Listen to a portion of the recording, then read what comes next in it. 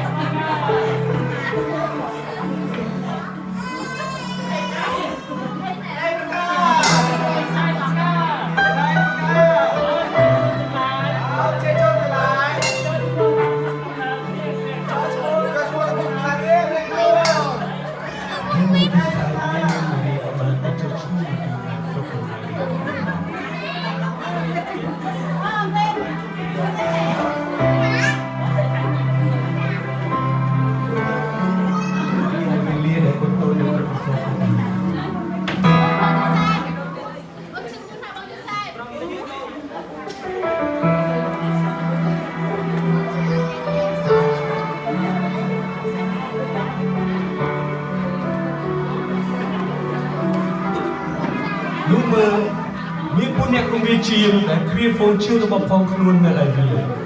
ហើយគេក៏កំពុងតែនឹងកំពុងតែគ្រាហ្វូនឈឿរបស់ផង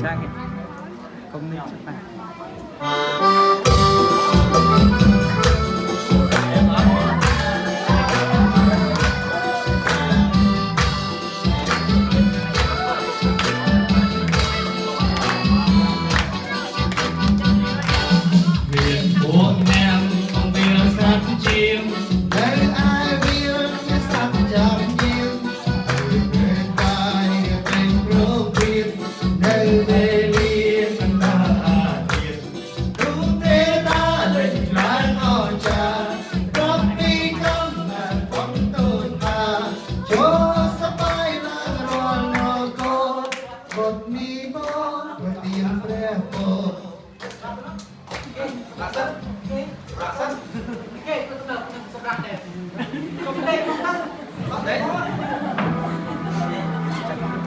នោះមើលរាប់តែមានទេវតារបស់ផងព្រះម្ចាស់បានលេចមកឲ្យពួកអ្នកគំរាជា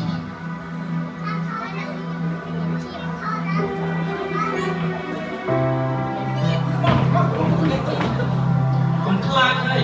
មើលអ្នករកពីថ្ងៃនេះយើងមកប្រាប់ពីสิ่ងដែលដល់អ្នកម្ចាស់សម្រាប់ប្រជាជនទាំងអស់គ្នាបាត់ថ្ងៃនេះមានព្រះសង្គ្រោះព្រះអង្គប្រសូតដល់អ្នករកគ្នានៅក្រុងរូមដាវីតគឺជាព្រះគ្រីស្ទមកជាព្រះម្ចាស់ហើយនេះគឺជាពីសម្បត្តិរបស់រាល់គ្នាឃើញត្រង់មួយរោគនៃសម្បត្តិដែលក្នុងស្នាមយ៉ាងទៀត